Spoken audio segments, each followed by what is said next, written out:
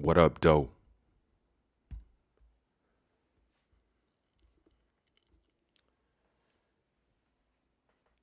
National Archives, the Homestead Act, May 20th, 1862. The notion that the United States government should give free land titles to settlers to encourage westward expansion became popular in the 1850s. The House finally passed the Homestead Act on February 28th, 1862. Congress sent the final legislation to President Abraham Lincoln, who signed the act into law on May 20th, 1862. 1862 is fairly recent.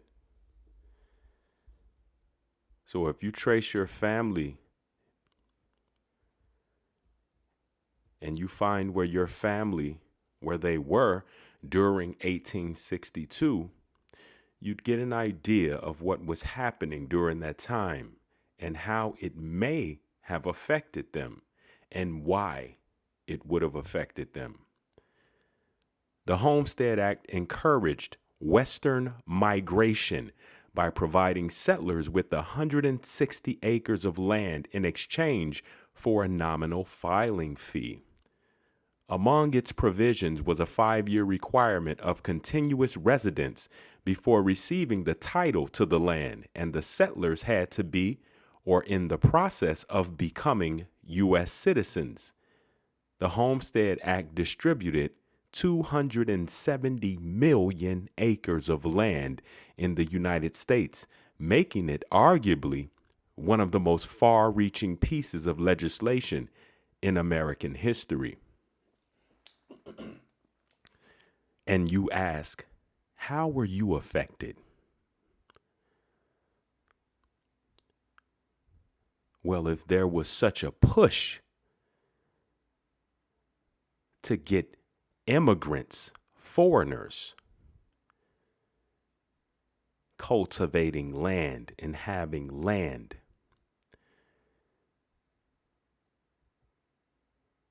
with the intentions of becoming the majority, with the intentions of creating a class of people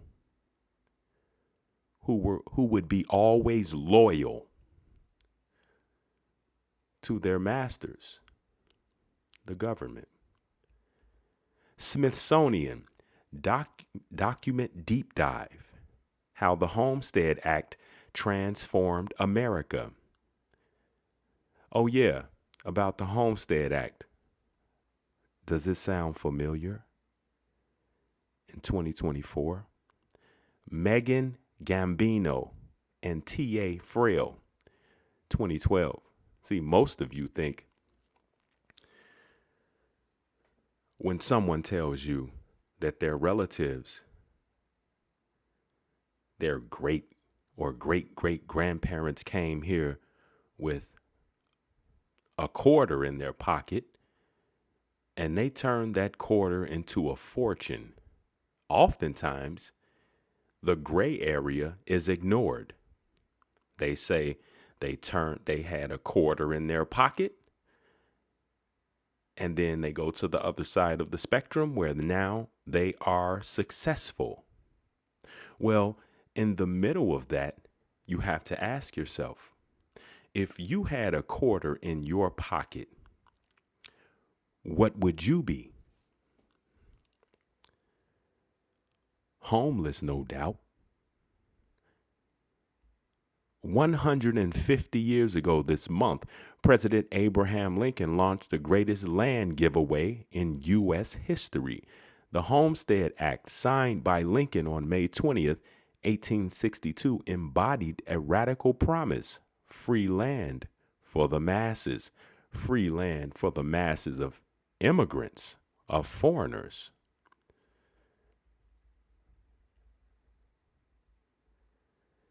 And of course, if you participated in the giveaway, in this lottery, so to speak, you would have a chance to have some of that land as well. But what you would be doing in participating is acknowledging your participation, acknowledging that you're okay with this. Then Lincoln was elected to the White House, and 11 Southern states seceded. Absent opposition from plantation owners, Congress passed the Homestead Act. He got opposition from plantation owners because they had their soil, they had their employees, and they were doing fine. Congress passed the Homestead Act, and some of those plantation owners were your family members. Beginning January 1st, 1863, any U.S. citizen or intended citizen,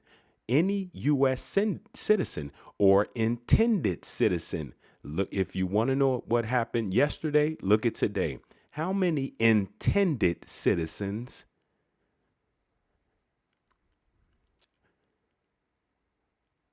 are we seeing today who had never taken up arms against the United States could claim up to 160 acres and take title by living and farming on the land for 5 years? Total charge, $18. From the moment the first homesteader, Daniel Freeman, stepped foot into his local land office in 1863 to apply for 160 acres in Beatrice, Nebraska. Oh, Nebraska. Around that Oklahoma area. Around the Reds, maybe. To this day, in 1979, when the last homesteader, Ken Deerdorf of Alaska, filed for a title to his 50-acre claim, 4 million settlers, men and women, former slaves and new immigrants, attempted it. Former slaves and new immigrants attempted it. When you hear slave, you think of some nigger with chains around his neck and wrist and ankles, but I beg to differ. These were immigrants and new immigrants, all foreigners. About 1.6 million succeeded, homesteading a combined total of 270 million acres, or 10% of the country. They didn't sell.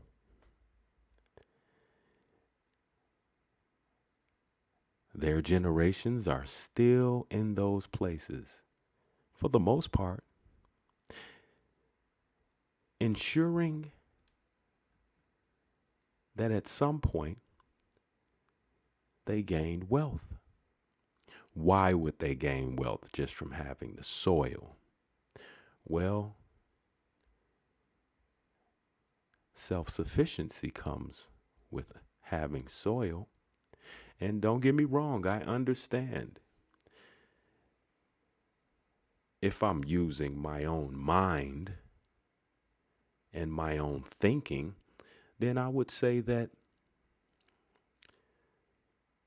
before all this happened, people were living their lives. No one thought about owning soil. How does one own soil?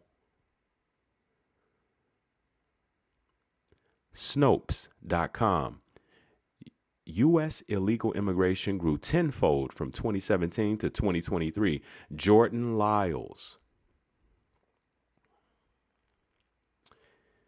You think this was a mistake? You think this was unplanned?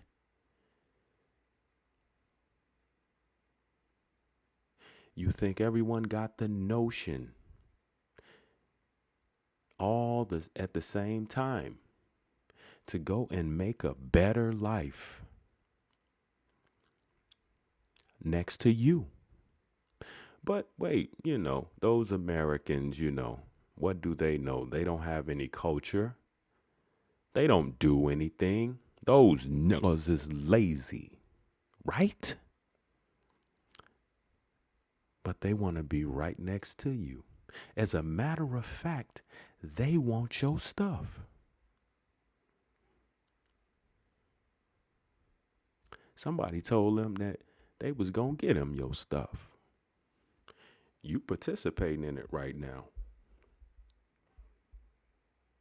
Are you participating in it right now? Did your family participate in it years ago, 100 years ago?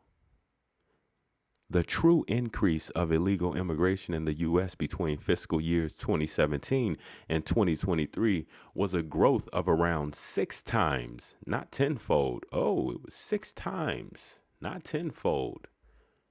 That's better, right?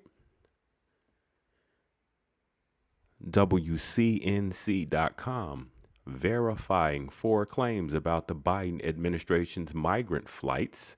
Verify readers asked if claims that Biden has secretly flown 325,000 migrants into the U.S. are true. These programs have existed for years and aren't a secret. Emery Winter and Casey DeClaire. Says March 6, 2024.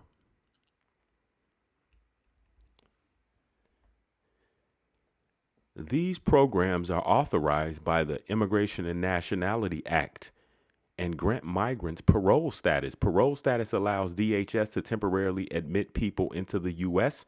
who would otherwise not be admitted in cases of urgent humanitarian or significant public benefit.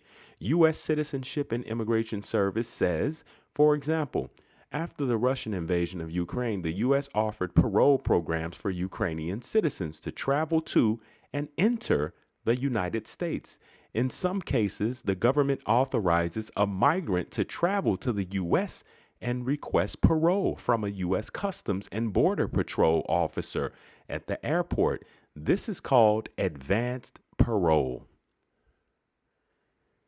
Biden administration advanced parole programs include processes for Cubans, Haitians, Nicaraguans, and Venezuelans. Uniting for Ukraine and family reunification programs, or Uniting for Ukraine and family reunification parole.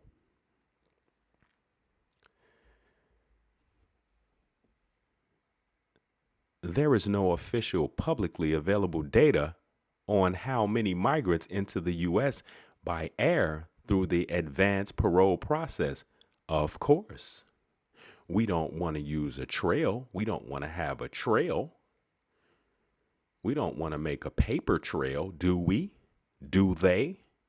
There is no official publicly available data on how many migrants enter the U.S. by air through the advanced parole process because they drop them off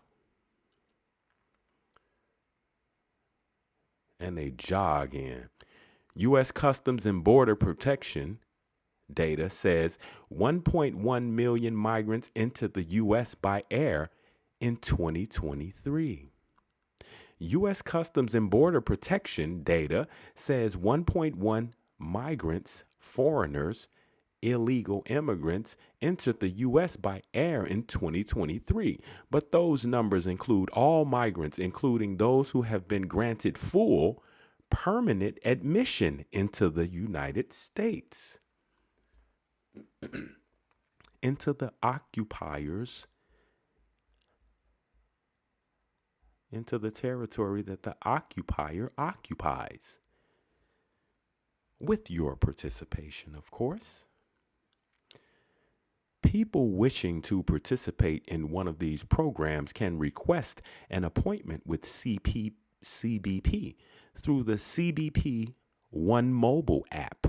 How does one do that? They must have a phone. If they don't have a phone, they must be given a phone. That's the only way to make an appointment with CBP.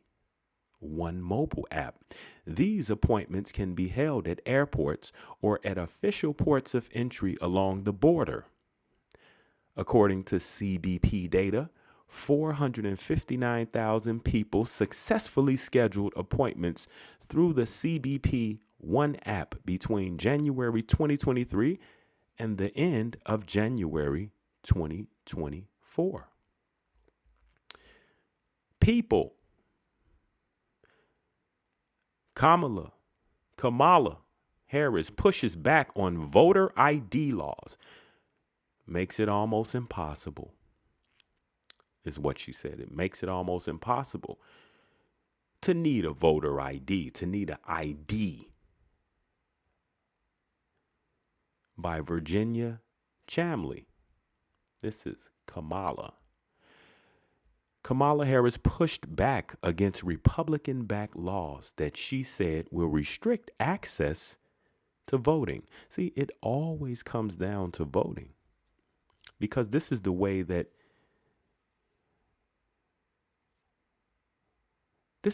to gauge your participation in this whole elaborate show.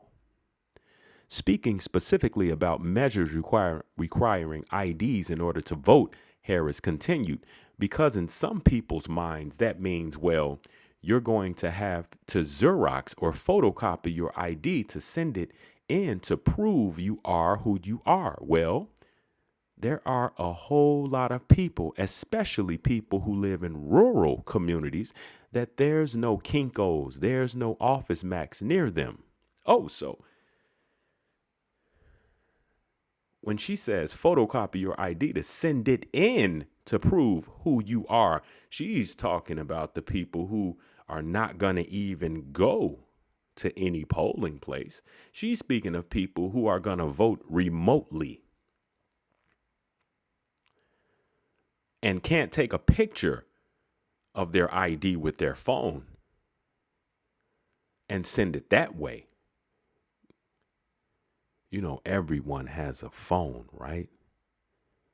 And if you don't, they'll give you one. Somebody will give you one.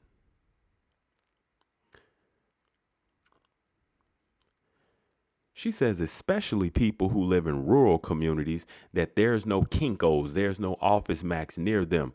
I don't live in a rural community. First of all, take off the community part. I have no idea what a community is. But I don't live in the rural part of where I live. And yet, I couldn't tell you how many years it's been since I've seen a Kinko's or Office Max. You know why? Look, everyone has a phone and they can take a picture of their ID and send it that way. But I don't think Kamala wants you to do what you're capable of doing. I think she wants you to lick her in the mouth. Lick her in the mouth. Believe everything she says. Take what she says as your new thoughts. Her recent comments echoed statements made in 2020 when Harris, in which she wrote that Republicans are doing everything in their power to suppress and attack the voting rights of people of color. Attack the voting rights of people of color. She blames it on the Republicans. Little does she know that some of us know that the Democrats, Republicans, and anybody who look like them are all actors within the elaborate show. Election laws have become a national political flashpoint of late, with activists arguing that measures like one recently passed in Georgia make voting more difficult for minority voters because, of course, minority voters, they don't got an ID.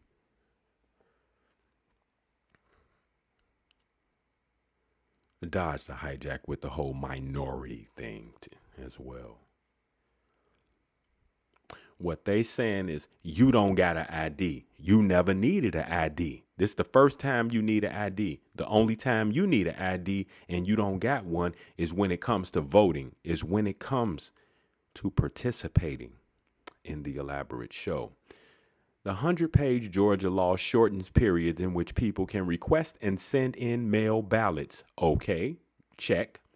And will require voters to show ID when voting absentee. Check. The law also potentially allows some precincts to schedule voting periods during the workday and restricts when voters can cast provisional ballots if they go to the wrong precinct. Check. Most of the time, your employer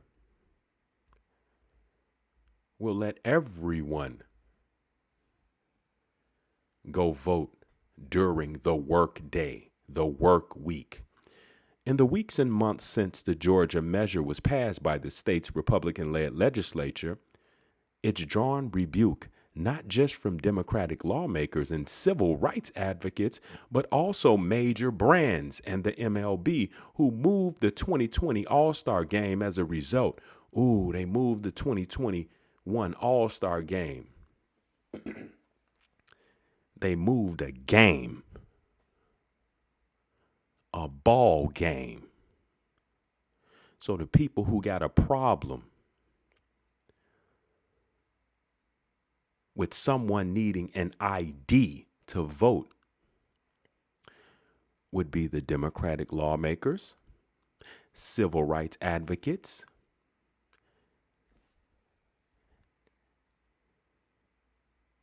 and businesses trying to get a bag. Democrats earlier attempted to pass a sweeping federal measure to protect voting rights, though it failed to get the 60 votes needed to pass the Senate in a procedural vote.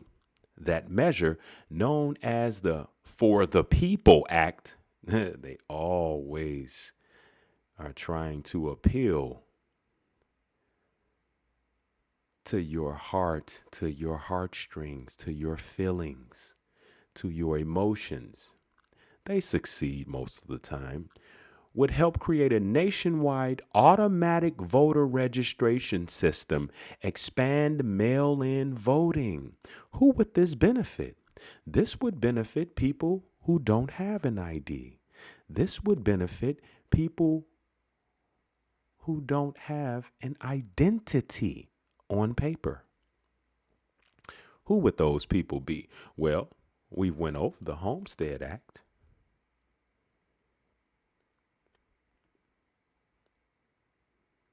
All the people who wanted to be eligible for that 160 acres paid a few dollars. They wanted to make it as easy as possible for those people to thrive, for those people to put where they're from with a hyphen on it and then put American behind it, erasing you. I wonder who this For the People Act will benefit today, because it will create a nationwide automatic voter registration system, expand mail-in voting.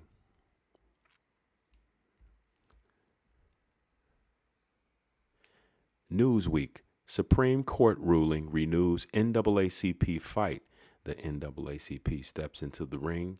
Nick Reynolds.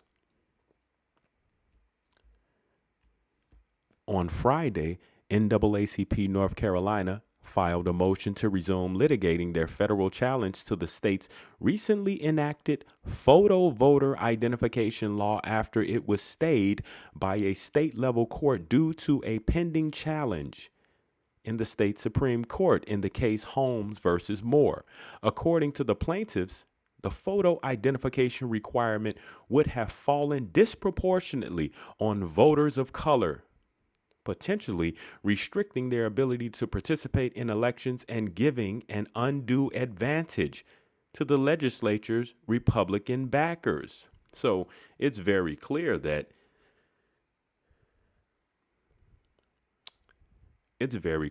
these people think you're a child and they treat you as such. You allow them to. This is from NAACP.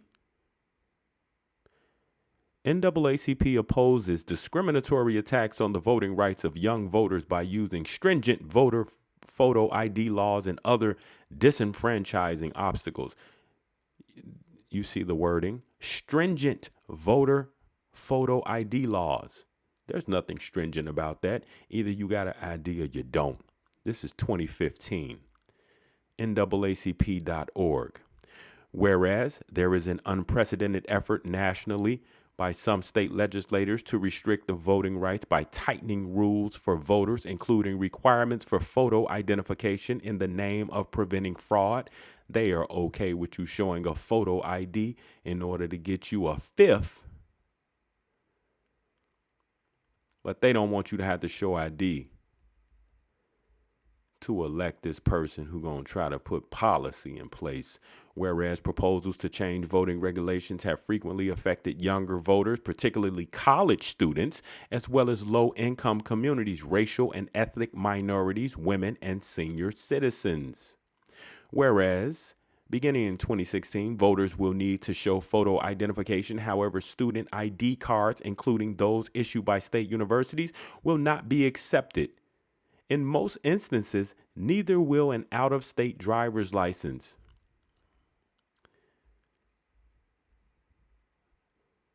Whereas the group of North Carolina students suing the state believe the voter identification law is intentionally discriminatory. As proof of this intent, they note that the state prohibited the division of motor vehicles from registering 17-year-olds who will turn 18 by election day. Let them register when they turn 18. Therefore, be it resolved that the NAACP reaffirms its resolution from 2007, NAACP resolution for comprehensive election reform, and calls for a complete elimination of federal and state election laws, policies, and procedures that require stringent voter identification in order to register or vote. Yeah, they want the younger people, the 16, 17, they even may want 15-year-olds to vote because they know they can grab them at their emotions and send them out running to vote for whoever lit a flame to their emotions that day. Be it further resolved that the NAACP supports the usage of college student identification as valid forms of identification in place of a state identification. Be it finally resolved that the NAACP continues to call on all units to identify and fight against these disenfranchising proposals at the local, state, and federal level, including stringent voter identification laws, elimination of pre-registration for 16 and 17-year-olds, and any other voter suppression measures. They want to make it easy for somebody to take your stuff. Take your stuff, give it away. You don't want it. This is from the White House, 2021. The economic benefits of extending permanent legal status to unauthorized immigrants by Chair Cecilia Rouse, Lisa Barrow, Kevin Rentz, and Evan Soltis. The United States is often described as a nation of immigrants. Only when the immigrants came. Before that, it was a nation of indigenous people who were here. It was a nation of our families. I wish y'all leave us alone. It's time for all y'all to go home. The vast majority of Americans are immigrants. That's a lie. Or the descendants of immigrants or enslaved people. That's another lie. Whitehouse.gov, they're lying so far. Immigrants make an important contribution to the U.S. economy. Immigration increases potential economic output by increasing the size of the labor force. Economists Gaetano Basso and Giovanni Perry find immigrants are more mobile to local economic conditions because they have fewer long-standing familial and community ties, helping labor markets to function more efficiently. Are you understanding slavery at this point? Good. The Department of Homeland Security estimates the population of unauthorized immigrants to be roughly 11.4 million as of 2018. This diverse population includes other individuals who either entered without passing through immigration unauthorized entry. This discusses the economics of legalizing unauthorized immigrants, specifically to take your stuff, as proposed by the Build Back Better framework. The Build Back Better framework, the phrase that the phrase that your current president used many times, as well as Klaus Schwab, and as well as a few other disgusting, wicked, diarrhea on the ground people. Granting permanent legal status would also likely raise tax revenues, increase productivity, and have additional benefits for the children of these migrants. Raise tax revenues to put with the tax revenues that is already taken out of every one of your checks to fund every type of all manner of debauchery all around the world.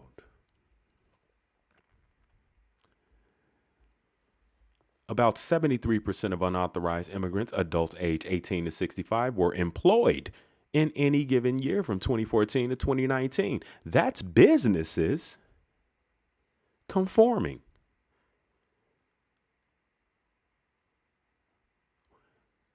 Weak, disgusting businesses conforming.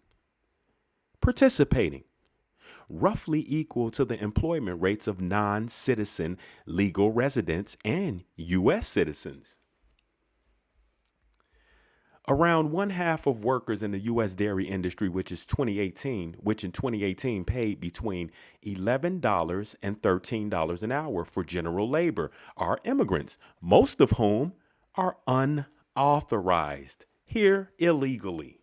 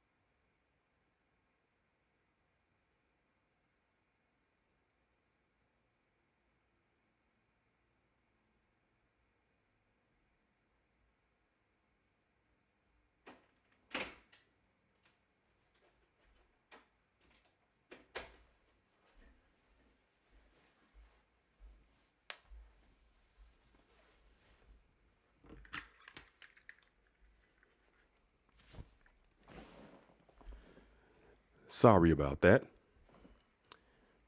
Did they take my stuff while I was gone? Did they take some more of your stuff? Let's shake it. Providing legal status to unauthorized immigrants who are here illegally would increase their effective labor supply. Anyone working in the United States is supposed to be paying taxes. However, federal income tax compliance rates for illegal immigrants are unknown. Are you shocked? Are you surprised? Are you surprised that you play such a pivotal role in this elaborate show?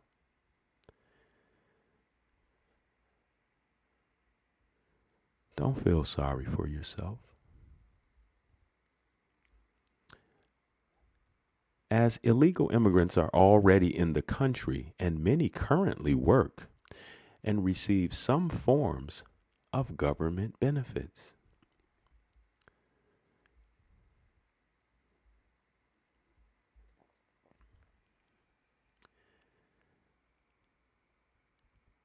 Unauthorized illegal immigrants who entered the United States after August 22nd, 1996, the date federal welfare reforms were signed into law, would generally be eligible only after a waiting period of 5 years of legal residence for several benefits, including non emergency health services under Medicaid and the Supplemental Nutrition Assistance Program, SNAP. SNAP, Supplemental Nutrition Assistance Program. Some you should be doing, not receiving.